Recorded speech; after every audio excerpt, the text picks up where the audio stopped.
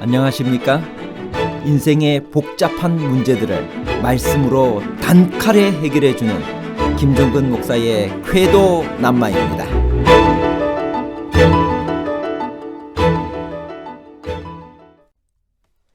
아주 작기로 정평이 나 있는 겨자씨 한 알의 믿음이란 도대체 얼마만한 믿음을 가리키는 것일까요?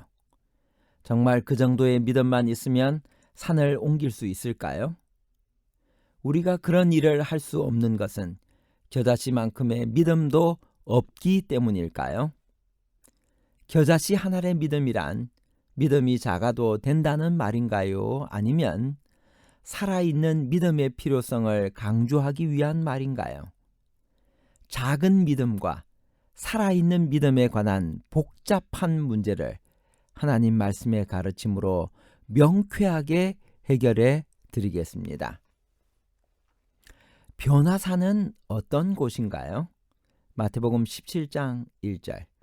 엿새 후에 예수께서 베드로와 야고보와 그 형제 요한을 데리시고 따로 높은 산에 올라가셨더니 예수가 변형된 장소는 알려져 있지 않습니다.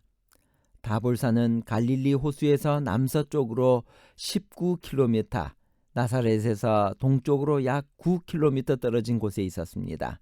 그리고 이 산이 전통적으로 예수가 변형된 장소로 알려져 왔습니다. 그러나 예수님 당시 그 산 정상에 요새나 소규모의 주거지가 있었다는 발견으로 인해 마태나 마가가 언급한 대로 예수가 그곳에 홀로 계셨다고 보기 어렵게 되었습니다. 예수님의 얼굴이 해같이 빛나며 옷이 빛과 같이 휘어진 것은 어떤 의미가 있나요? 마태복음 17장 2절. 그들 앞에서 변형되사 그 얼굴이 해같이 빛나며 옷이 빛과 같이 휘어졌더라. 예수님의 얼굴에 대한 묘사는 다니엘이 말한 것과 요한의 진술과 매우 흡사합니다. 예수님의 용모는 해같이 빛났습니다. 이 빛나는 영광은 그분의 내면 세계로부터 흘러나온 것이며 하늘에서 가졌던 바로 그 신성의 영광이었습니다. 또한 주께서 이 땅에 다시 오실 때 바로 그 영광과 함께 오실 것입니다. 이와 유사한 영광의 광채가 모세가 시내산에서 내려올 때 그의 얼굴에서 반사되었습니다. 모세와 엘리야가 나타나서 예수님과 대화한 것은 어떤 의미가 있을까요? 마태복음 17장 3절. 그때 모세와 엘리야가 예수와 더불어 말하는 것이 그들에게 보이거늘 산 위에서 미래의 영광의 왕국이 축소판으로 나타난 바 되었으니 곧 그리스도는 왕이요 모세는 부활한 성도들의 대표자요 엘리야는 변화된 자들을 대표하였다. 시대의 소망 422페이지. 그러나 면류관이 있기 전에 십자가가 와야 한다. 그들이 예수와 더불어 협의한 주제는 그리스도께서 왕으로 즉위하시는 일이 아니라 예루살렘에서 있을 죽음에 대한 것이었다. 시대의 소망 422페이지. 이 두 사람이 보좌에 둘려있는 모든 천사 중에서도 특별히 택함을 받아 고난의 광경에 관하여 예수와 더불어 의논하고 하늘이 동정한다는 보증으로 그를 위로하기 위하여 왔던 것이다.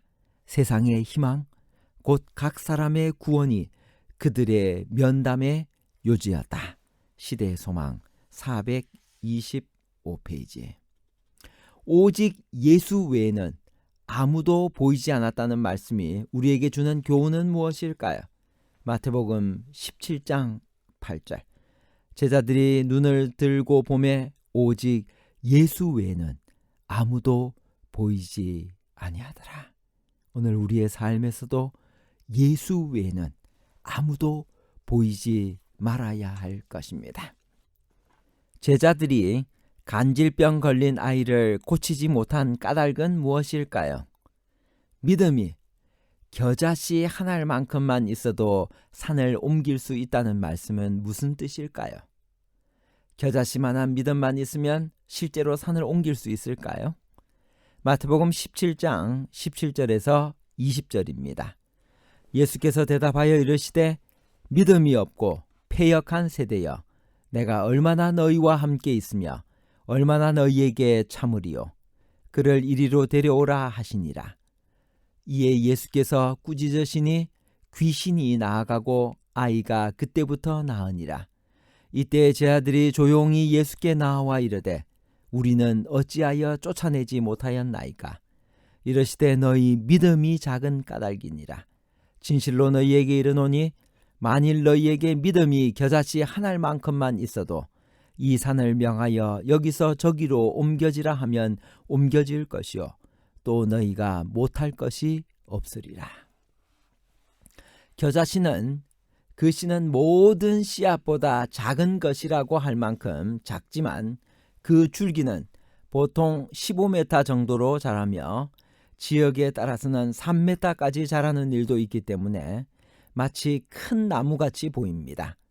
본문에서 예수께서는 가장 작은 씨앗과 산을 비교하여 시청각적인 효과를 극대화시키고 있습니다.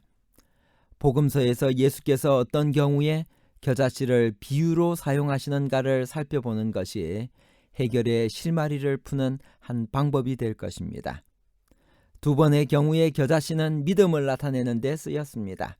그리고 세 번은 겨자씨로 천국을 비유하셨습니다.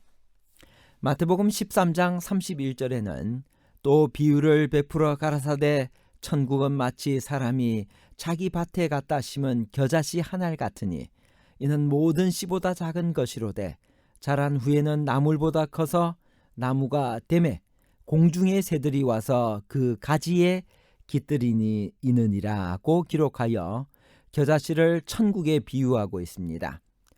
천국을 겨자씨에 비유한 것은 몇 가지 이유가 있습니다. 첫째, 은밀함입니다. 겨자씨의 크기가 아주 작기 때문에 크는 것이 사람들 눈에 잘 보이지 않는 것처럼 하나님의 나라가 눈에 잘 드러나지는 않을지 모르지만 확실한 방법으로 은밀히 성장해 나간다는 것입니다. 둘째는 처음에는 미미하게 보이나 점점 커져서 급속도로 확장될 것을 의미합니다.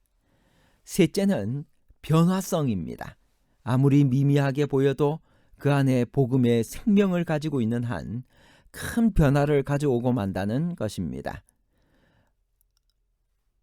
겨자씨는 작고 보잘것이 없지만 그 안에 큰 나무로 자랄 생명력을 가지고 있기 때문에 무수한 변화를 일으켜 마침내 큰 나무처럼 성장합니다. 천국 복음도 그 안에 생명이 있기 때문에 처음에는 미약하지만 마침내 창대하게 변화되고 만다는 것입니다. 이런 배경을 가지고 다시 본문으로 돌아가 봅시다. 마태복음 17장 20절의 말씀은 제자들이 귀신을 쫓아내지 못한 이유에 대해 말씀하시는 장면입니다. 여기서 예수께서는 믿음이 많고 적음을 말씀하시는 것이 아니라 믿음이 있고 없음에 대해 언급하시는 것입니다. 왜냐하면 겨자씨만한 적은 믿음이라도 못할 것이 없기 때문입니다. 따라서 겨자씨만한 믿음이란 보잘것없고 신통치 않은 믿음을 의미하는 것이 아니라 진정한 생명력을 가지고 있는 살아있는 믿음을 말하는 것입니다. 그렇다면 아무리 그 믿음이 미미하게 보여도 산을 옮기기에 불가능하게 보이는 큰 일도 이룰 수 있는 것입니다. 여기서 산을 옮긴다는 것은 실제로 산을 이동시키는 능력이나 기적을 뜻하는 것이 아니라 하나님께서 믿음을 가진 사람들을 통하여 이루시는 상상을 초월하는 큰 일들을 의미하는 것입니다. 겨자씨를 말씀하시면서 예수께서는 믿음의 크고 작음을 말하시는 것이 아니라 믿음이 있고 없음에 대해 언급하셨습니다. 겨자씨만큼 작은 믿음이라도 그것이 생명력이 있는 살아있는 믿음이라면 못할 것이 없을 것입니다. 결론입니다. 첫 번째, 겨자씨 한 알의 믿음이란 믿음이 작아도 된다는 말이 아니라 살아있는 믿음의 필요성을 강조하기 위한 말입니다. 둘째, 산을 옮긴다는 것은 실제로 산을 이동시키는 마술 같은 능력이나 기적을 뜻하는 것이 아닙니다. 그것은 우리가 살아있는 믿음을 가지고 있기만 하면 그것이 아무리 미미하게 보인다 할지라도 산과 같이 거대한 장애물도 정복하고 말 것이라는 의미입니다. 셋째, 성전세를 물고 등장한 물고기는 신기하고 재미있는 동화의 등장인물이 아니라 예수께서 창조주이시고 하나님의 아들이심을 드러내는 대쟁투의 심부름꾼이었습니다. 감사합니다.